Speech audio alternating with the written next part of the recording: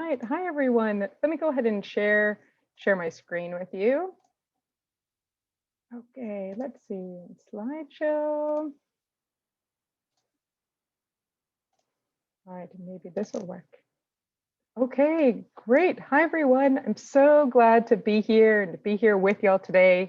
My name is Dr. Anna CohenMiller, and I work at NU Graduate School of Education. So today we'll be talking about researching for equity and inclusion. My broad work overall focuses on this topic, equity and inclusion, specifically in higher education, with a particular specialization in qualitative social justice research, such as seen in a textbook that I've written for Rutledge on the topic called Questions in Qualitative Social Justice Research in Multicultural Contexts. So that will be coming out in the fall, and also in Gender, which maybe some of you know that I'm the co-founding and co-director of the Consortium of Gender Scholars. So that's housed also at NU. So if you're interested in getting involved, just let me know. All right, so let's see. Here we go. So where are we going today? If you have a pen or paper handy with you, you might find it useful today, or maybe you could use your phone or your computer to be able to jot down some notes. I'll be asking some questions of you. So learning about researching for equity and inclusion, this is broadly where we're going, right? And some of the points that we're going to be addressing, looking at contemplative research practice to center ourselves for learning and research and creating our space, seeing how questions can help us become more critically self-reflective and, quote, better researchers to understand such topics as hearing others' voices, especially those who have been historically marginalized or oppressed, and researching with people versus on them. Okay, so let's see. Move this forward. Great. All right, so for those of you who have taken my classes or been to workshops I've given in the past, you'll know that I integrate hands-on learning and research with innovative and inclusive practices in order for us to work together collectively. So for others, our discussion today may be a bit different than you've participated in before. And the terms I'm using are purposeful. So terms such as participating, discussion, working together, collectively. These provide some insights into both teaching and research. So one such practice to bring us into this space, so we're in a Zoom space, but still a collective space, is our breath. And contemplative research practice is one such tool that can be used in teaching and learning and in research. So what we're going to do is actually take a few breaths together. We're going to take 3 deep breaths, and I'll guide you. I'm going to close my eyes because I somehow breathe better when I close them, and I can breathe deeper. So you breathe in and out. And again, in and out. And one more time, in and out. Great, thank you. So as part of this, we're becoming more present. And when we're more present, we can be better together. We can hear each other more. We can be more open. So as part of that, we want to create our space. And so we're a collective group of people here. We want to ensure that we feel safe. So this is a step you can consider whether you're teaching or when you're entering a new research site and working with participants. The ideal situation is that we want to work to create the safe space for all involved. We come together with a collective purpose and work to be open, respectful of all voices, growing in awareness, and leaving judgment at the door to learn together, hearing each other's voices and experiences. So this last question I put up is using your voices, or not voices, but video. So using your video, of course, it's wonderful to be able to see y'all's faces and your reactions.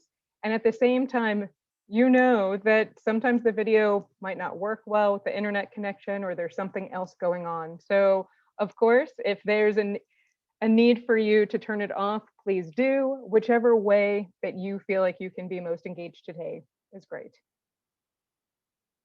All right, So I wanted to find out about y'all. What's wonderful is we don't have so many people that we'll have to break up in order to do this. So would anyone like to come in and just say, who you are? Right? Are you a current student? Have you conducted research before? Why did you decide to come here today?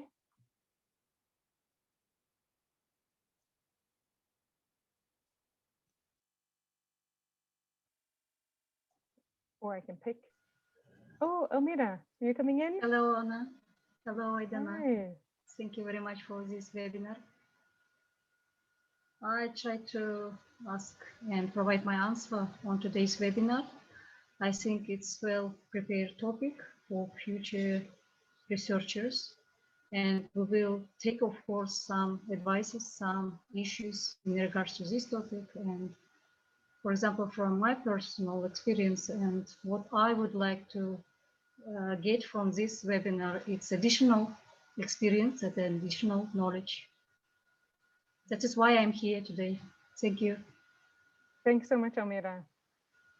What about, I now see Saule on my screen. Would you like to come in?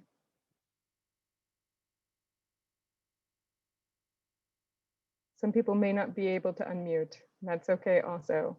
So I'm going to keep on going. Let's see. Madina, would you like to come in? Madina, me? Amirjanova? Or me. Hi. No, you're talking Yes, I just noticed there. I didn't notice there are two Madinas. So you can take turns. So let you to be first, yes, and then I will be second.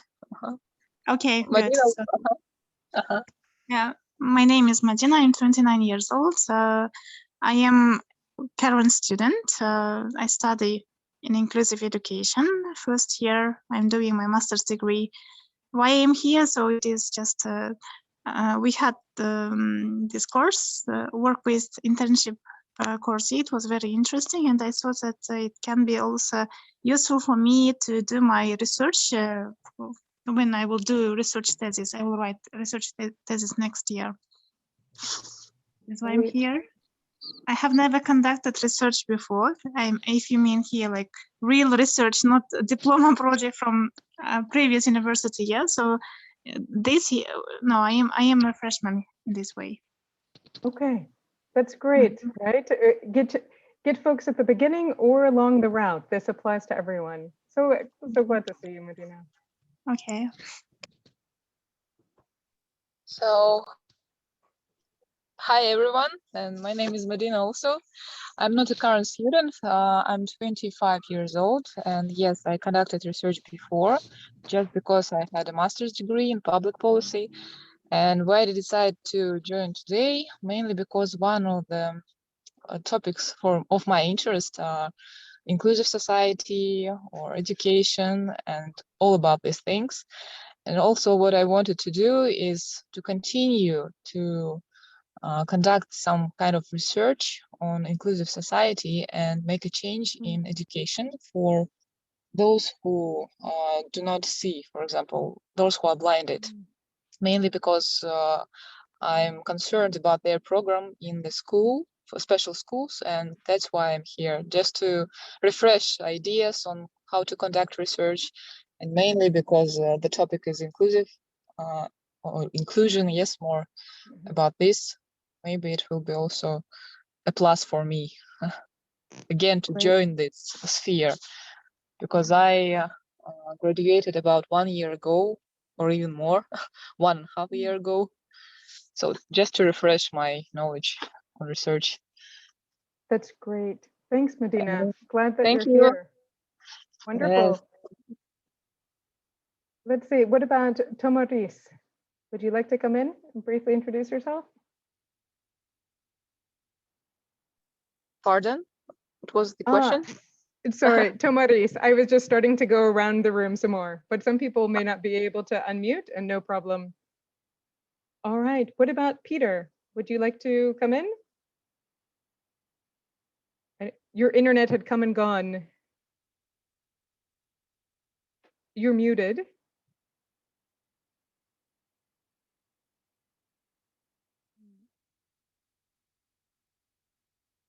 You're still muted, Peter, if you wanted to come in, or you can share in the chat.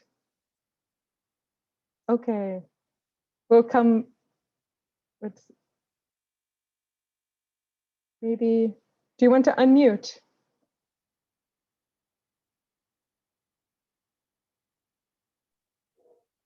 Perfect.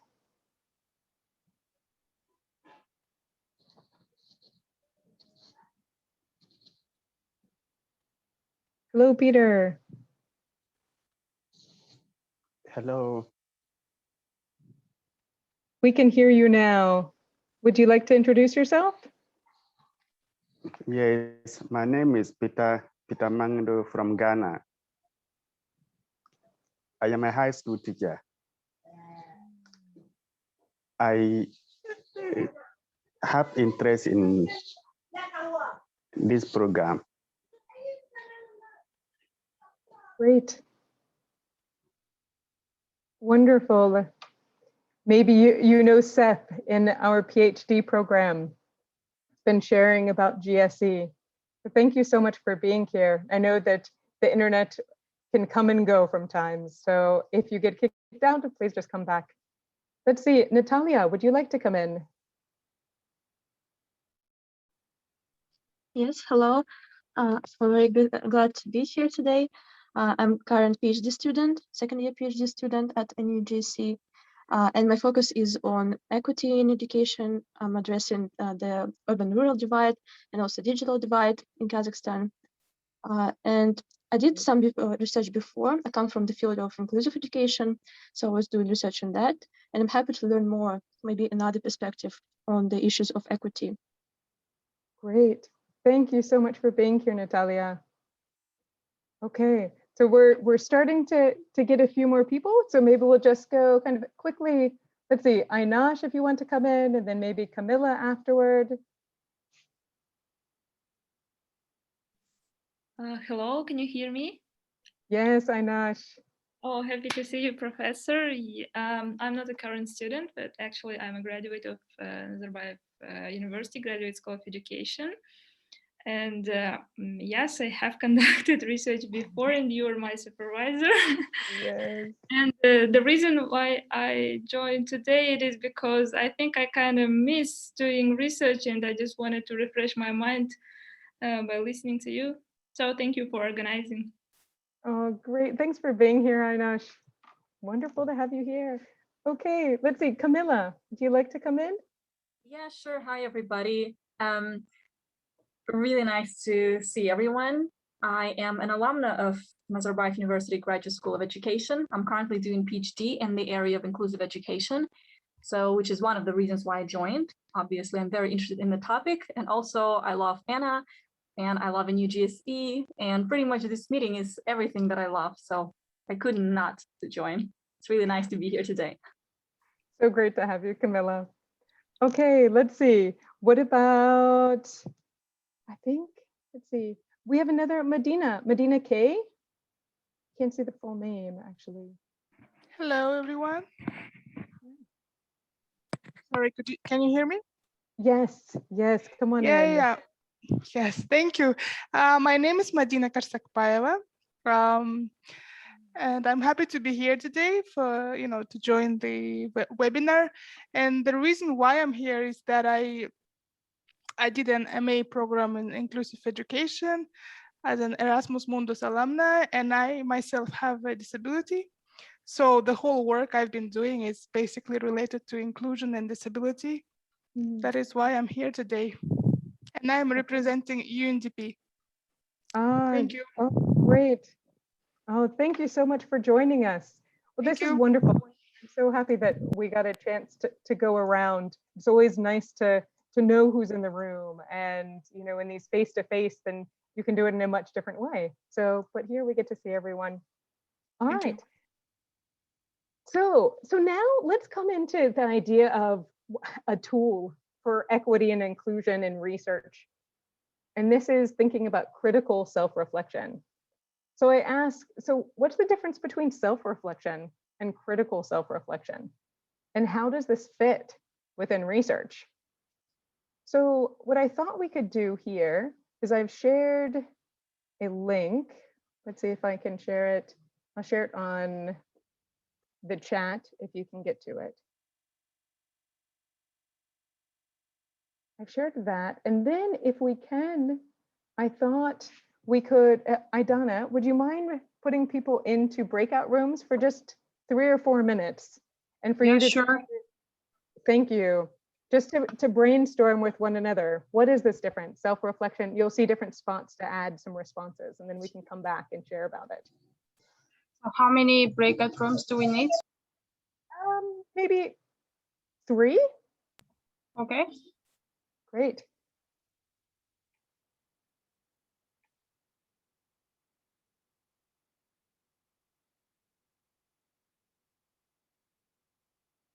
Now stop sharing. Okay, so you can be thinking about this response, and you can go ahead and go to the link if you're able to access it.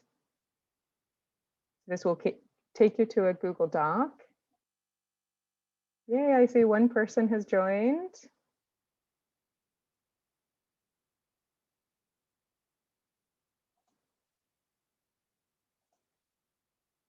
Oh, great.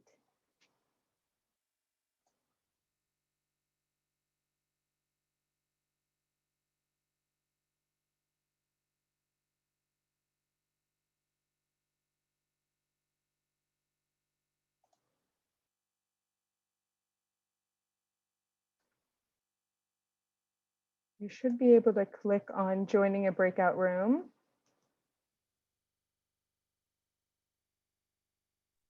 Would you like to join one of these rooms, Anna? I see that I can join. I'm trying to see. Let's see. And Peter, if you want to join, you can. An image should show up, or maybe, or I can stay in this. Okay, good. We should check that everyone is there. Yeah, Peter joined it. We have Madina, who didn't yet join. Okay. We have Sam, a new person. Great. I can stay here with Madina and Asim, and I'm going to repaste. Hi Asim, hi Madina. So right, we're thinking about this question. Hey, so we have 2 questions, right? If you go to the Google Doc, or I will share also what this document looks like. What is self-reflection and what is critical self-reflection? So thinking about this difference, and then how does critical self-reflection fit within research? What do you think? Anything come to mind?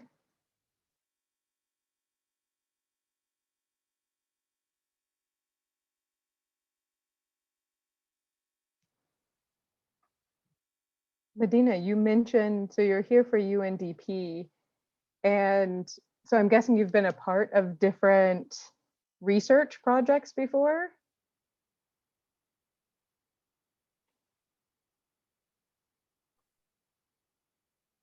Oh, maybe not able to hear. Let's see. Welcome, Angarim.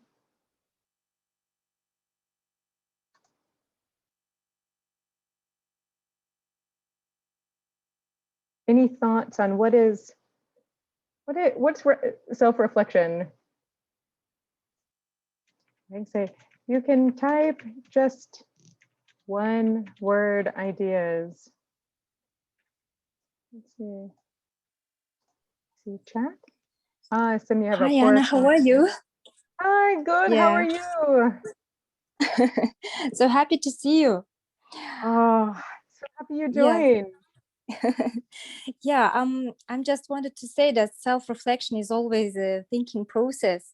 And if you are doing some research on, especially on inclusion, a theme, so maybe it's always what you think about inclusion and what would you do in this situation, and what do these like analysis work transform your thoughts, and overall, finally, how would you feel these I mean, all these thoughts proceed in you and transform, and how your thinking process will change and everything like this. Okay. So, yeah. That's great. So if you were going to try to differentiate between self-reflection and critical self-reflection, what would you end up saying? Anything?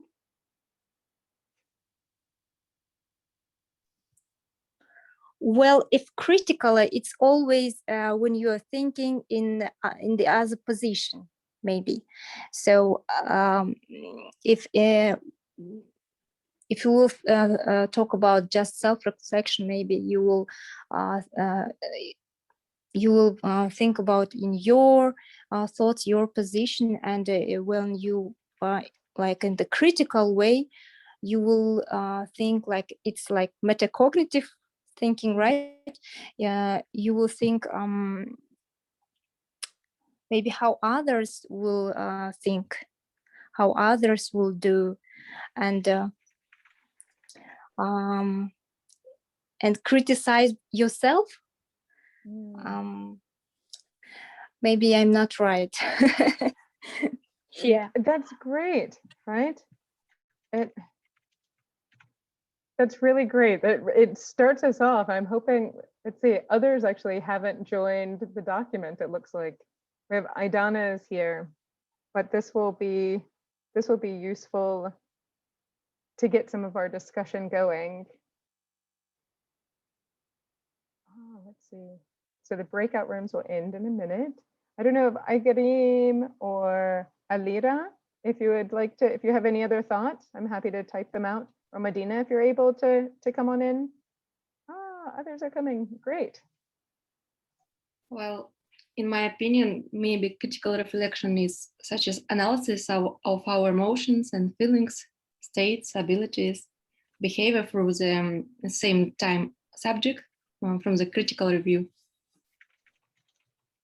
Great. Great. Thanks, Aigerim. What about others? It looked like maybe you weren't able to get into the document, but as you're coming back from the groups, Amira, let's see, Camilla, you came back in. What else can I add? Yes. I'm happy to type it out as you come in. I think, thank you, Professor. We were discussing about these issues. I think for my understanding, it's about more not to be biased, for example, within research. Where should I put that? Oh, maybe in the, how did it connect?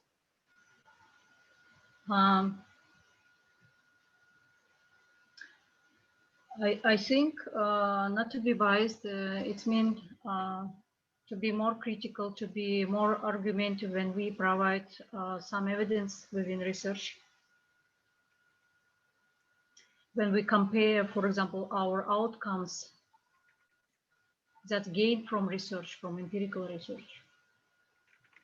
And we more reflective, we more questionable in order to us personally, from researchers' personal view. Great, thank you. Anybody else want to add? So we have, I think we're back from the breakout rooms, right? So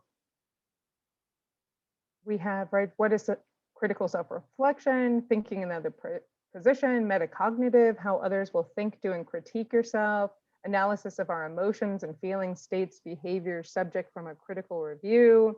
How does critical self-reflection fit within research? What you think about inclusion, for instance, and what would you do in this situation? What does this analysis work, or how can it transform your thoughts? How would you feel and how thinking processes change, for instance? And then, as we just heard, right, from Almira, some additional concepts as well.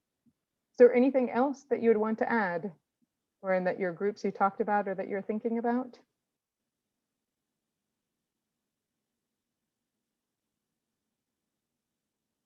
Okay, let me stop sharing here. So I will go back now to a share. Let me actually escape from that. That was the presenter view, right? Okay, so share. So let's look at what we can see here. So the critical self-reflection, just looking for, let's see, Hi, presenter. Okay, so you had some time to think, right? Just a few minutes to kind of get this taste of what do these concepts mean and how can we move forward in terms of this particular tool for critical self-reflection. So really well done, right? For those of you who did engage in this. So now one way to define critical self-reflection as related to qualitative research, we can look at the purposeful application of looking to become better researchers. And I put that in quotation marks because you have to define what that means for you. What does better mean? For me, it means becoming more equitable, more inclusive in my research, more socially just in my research practice. And so this definition here is from the textbook that will come out this fall, the Questions in Qualitative Social Justice Research in Multicultural Contexts. And so the way that we define critical self-reflection is critical self-reflection in qualitative research emphasizes reflecting on our work to purposefully become better researchers. Through such a reflective process, we have an opportunity to look at ourselves and our work. The process offers a chance to set aside judgment and become aware of where we are and where we want to go to move our research and practice in a constructive and beneficial direction. Okay, so now we can also think about so what do you think about when you think of equity and inclusion? So a few of y'all, right? I was writing down some notes, have done research already in inclusion or plan to, have done research related to, ability or non-normative ways of being. So what does this mean in terms of research? So we can think, I have it set up also on the Google Doc. And so instead of breaking into the separate groups, maybe instead what we can do is people can share and I will type. This is also one way of engaging with others that, so some people may not type quickly or may not have access to the Google Doc, for instance. I was going to use Mentimeter, but I find that it doesn't always work unless you have a VPN or there's other troubles in accessing it. So maybe we can think now, what is an example of equity and or inclusion in research? Feel free to write it in the chat. Professor, engagement, maybe. Engagement? Engagement. Great. Thank you.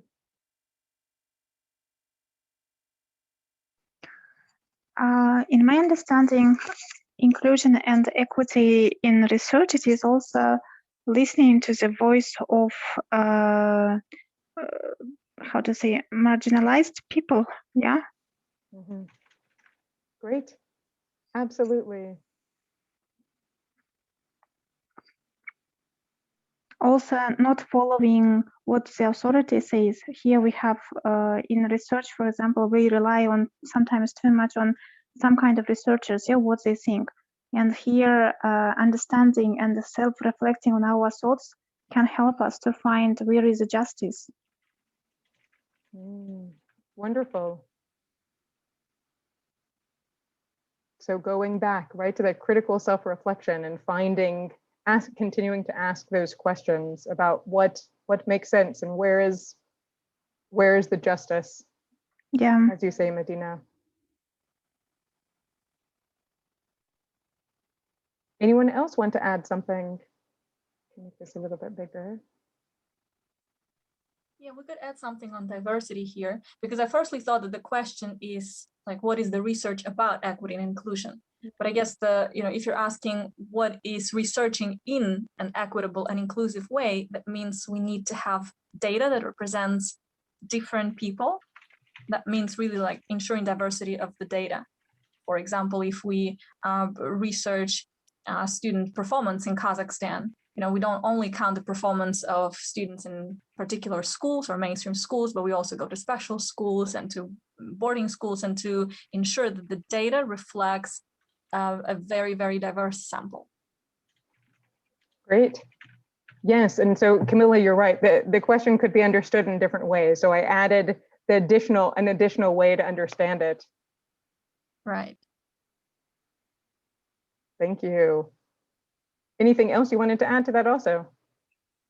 Understanding probably your own personal biases and assumptions. I mean, we all have biases, and I think it's impossible to be objective because we are humans. We are fundamentally flawed. There are some things we like more, some things we like less. You know, we will be much happier researching the taste of bananas than researching the taste of coal.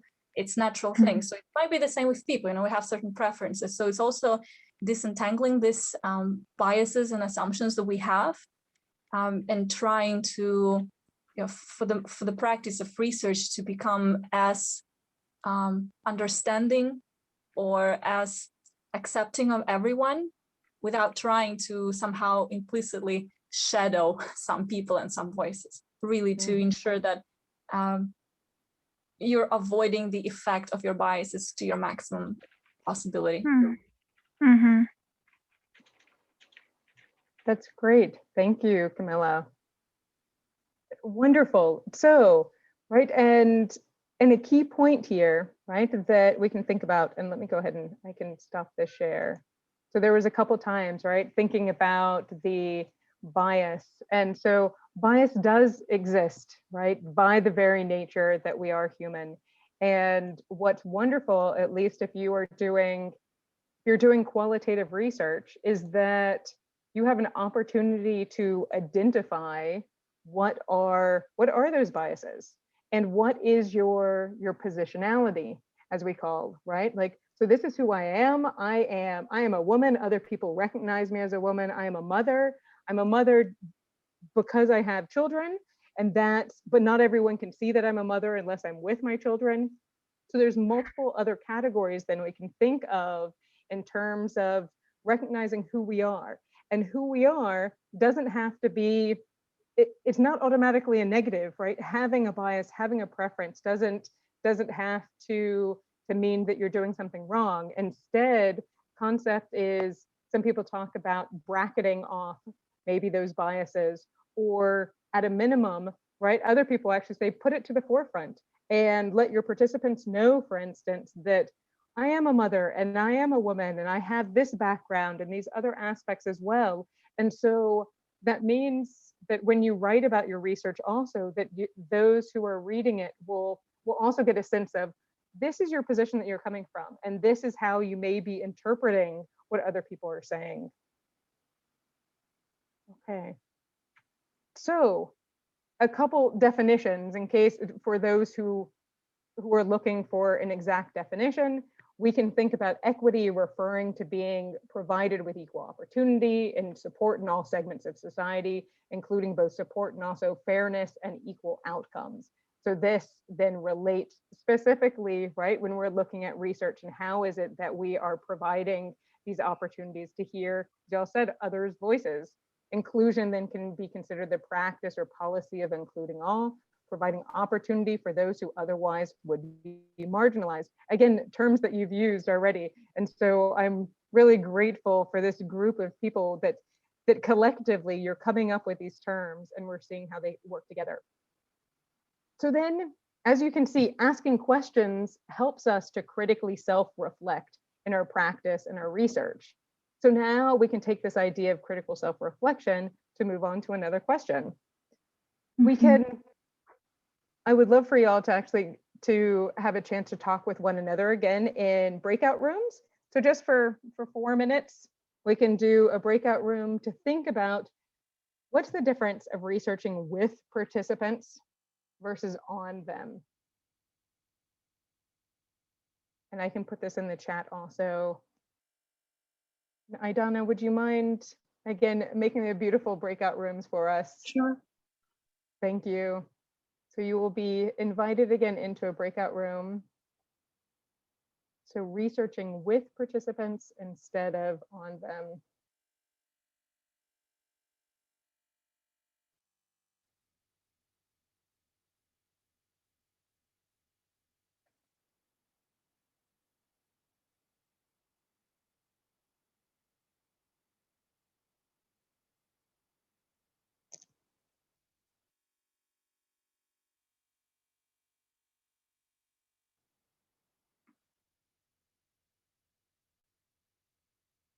Hi, Bernard. Would you like to join a breakout room?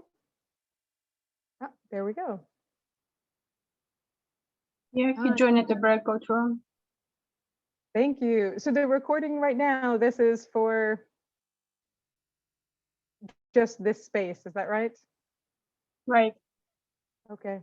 All right, great. Yes, It means that we are some kind of put frames maybe on them. No?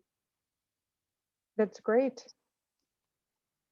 With participants, meaning just to feel, what do they feel? What do they have in their minds? What do they want to share with us? Or be more anticipant, yes?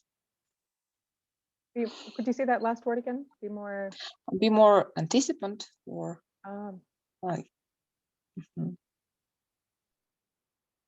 connecting with your participant, it sounds like. Yes, yes. Great. Thank you, Medina. Would any of the other groups like to mention what you talked about? Yeah, we were talking about two types of methodology, like quantitative and qualitative research. And the researching with participants means then when you listen to your participants and you don't expect from them to satisfy your expectations, or you don't guide them to have findings that you are wishing to, yeah. So and here researching on participants, as Bernard says, here it means like when we do quantitative research, yeah, and by doing this we have this kind of okay, I think Bernard can explain it better. Mine was about doing qualitative research, and especially here phenomenology. Yes, here when researcher brings no understanding, no perspectives of his or her understanding. So just they listen to the participants. Great. Bernard, can you add here? Oh, okay. Yeah, colleagues. So yeah, our inputs are more or less similar here, where we believe that if you are doing research with participants, it's more or less of taking them through the journey of building that trust relationship with them, building the rapport with them, so that they get to a point where they share with you their real life experiences and perception on the problem that you are investigating, compared to doing research on them. Because if you do research on them, these are more of, it's your quantitative study. You already have a position as a study to say, these are the cause effects of this. Therefore, I'm going to apply this procedure to find whether it's positive or negative. So I might be incorrect, but that's my understanding, Prof. Thank you. That's great. Thank you, Medina. Thank you, Bernard. Any last group want to come in and add anything? Yeah, our group was also discussing that when we're researching on participants, this kind of means that participants provide the data, but we provide the voice and the narrative by interpreting this data. While researching with participants means that participants not only provide the data, but also they provide their own voices and allow us to build this interpretation. And the researcher can kind of step back a little bit and just guide narration rather than fully take an interpretivist approach him or herself. Great. Thank you, Camilla, and your group. Yes, thank you all. So this now, as I show you this next slide, so as we think about, let's see if I can get to the next one.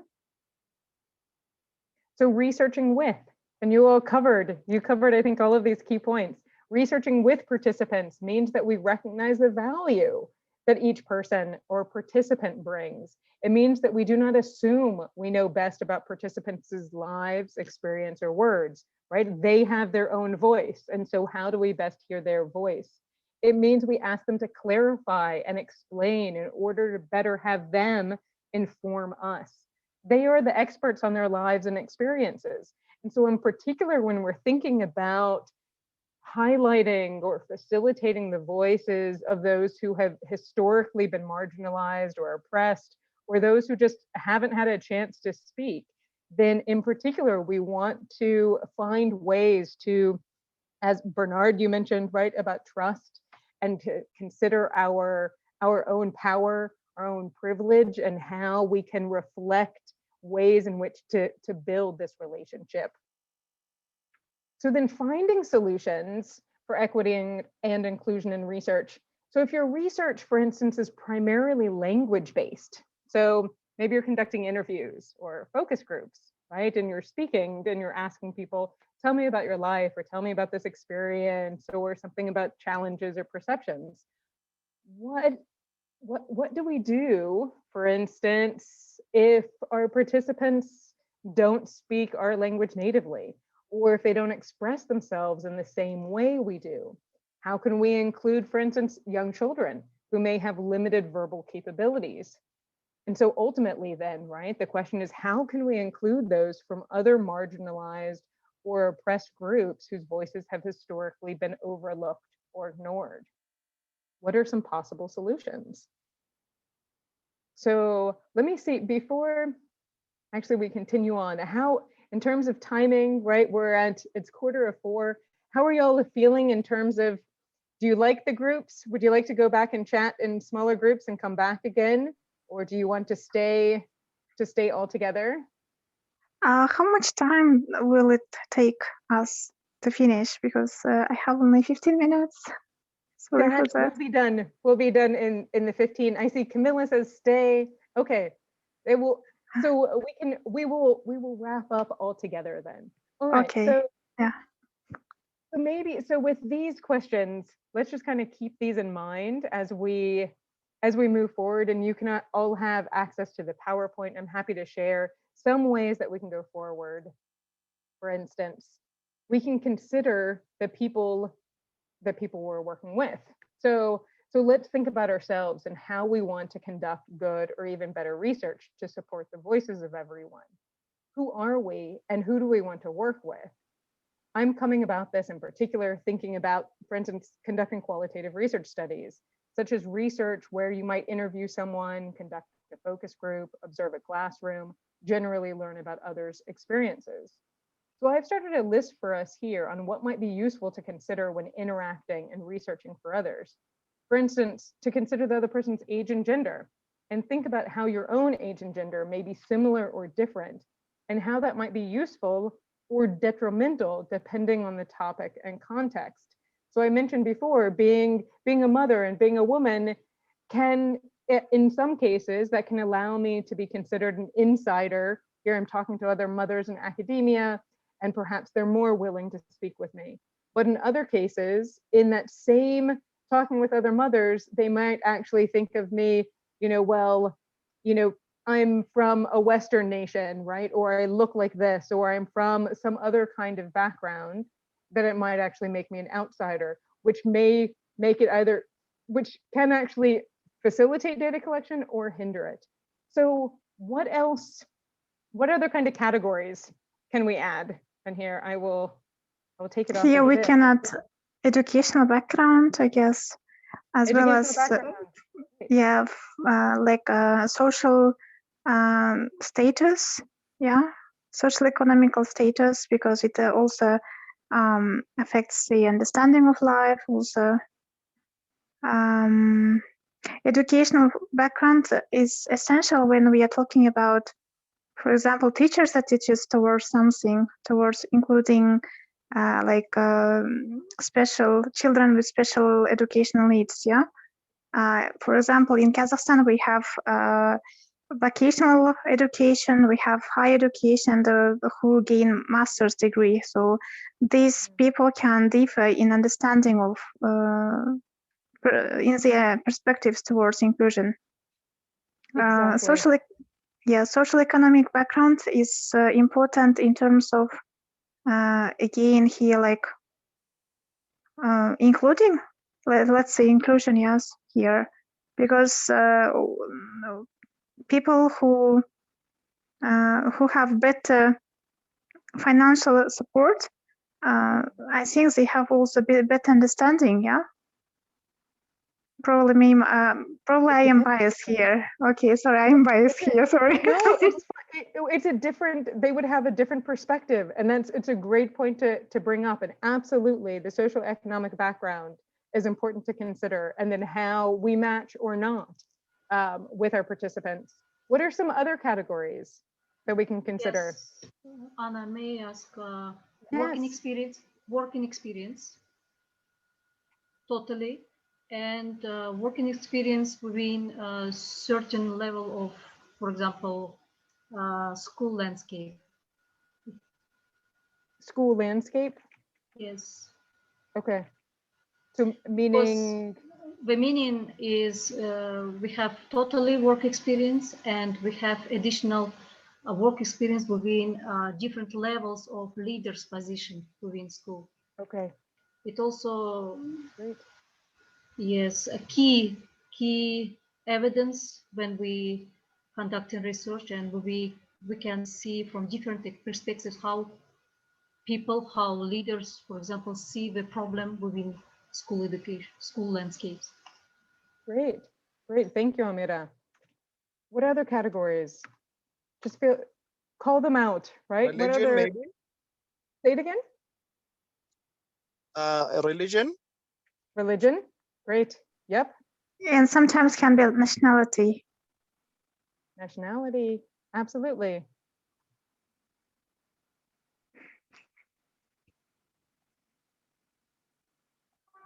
So these don't have to be aspects that either unite or divide, but they are things for us to consider.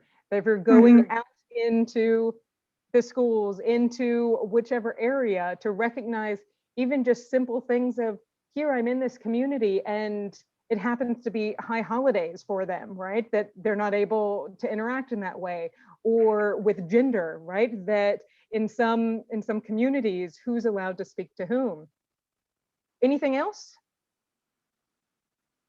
I'm thinking here about languages, like Yes. first language, second language, probably. First, second language, great. I see then in the chat, right? Disability, sexual orientation, rural versus urban, linguistic ability, etc.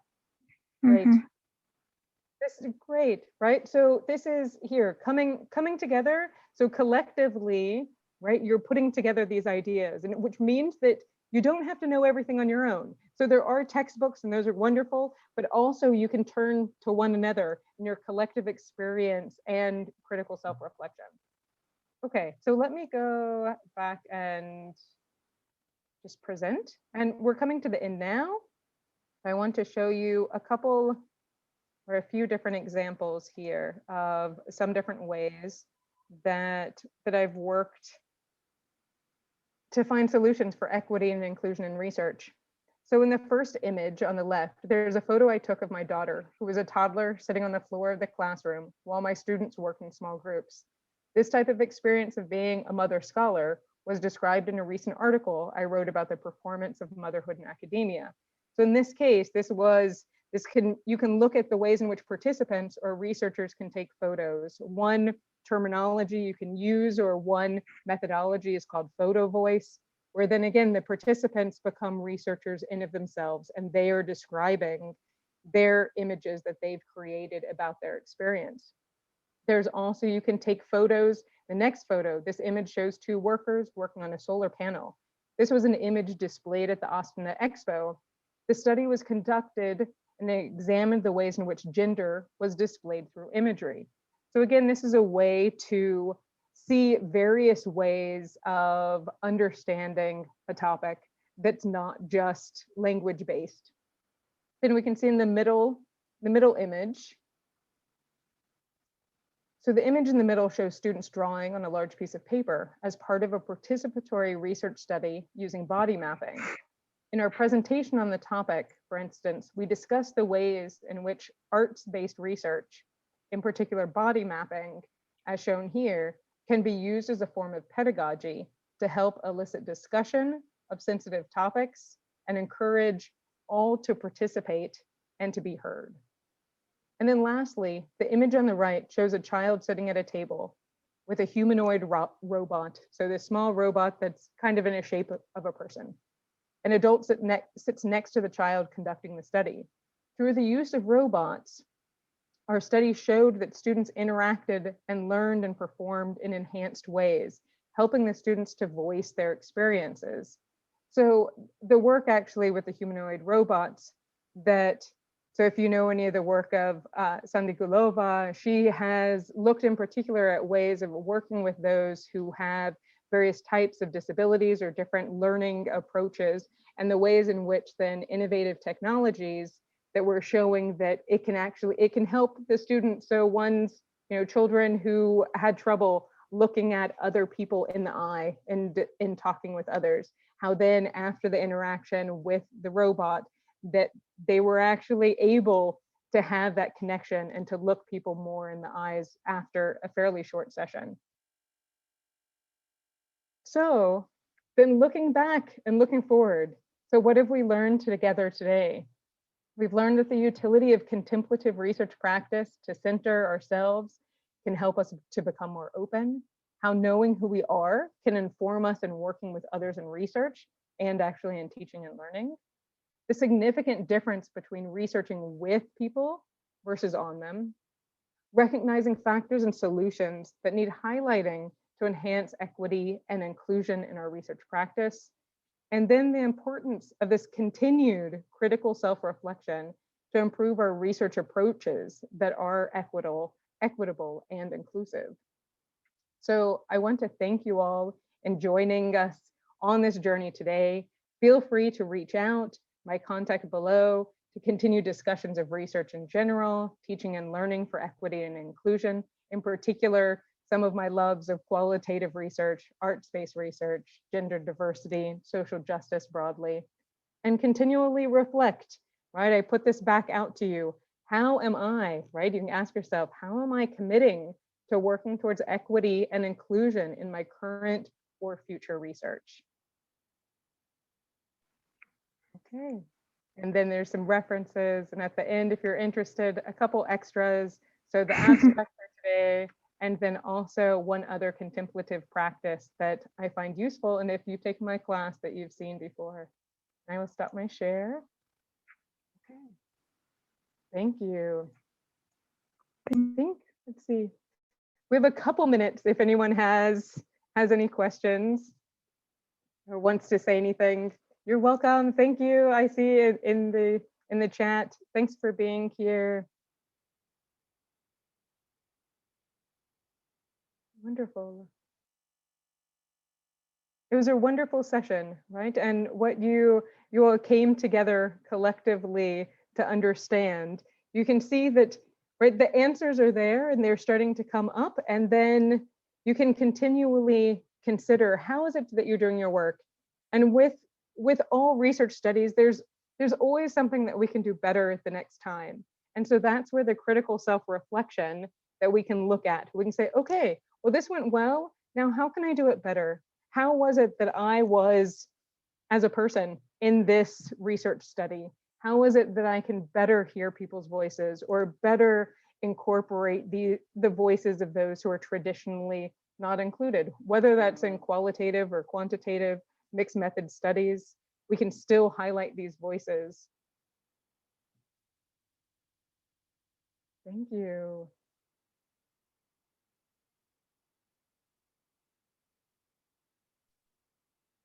So if we don't have any questions, we thank Dr. CohenMiller for such a wonderful webinar, and thanking you also for introducing our participants between themselves.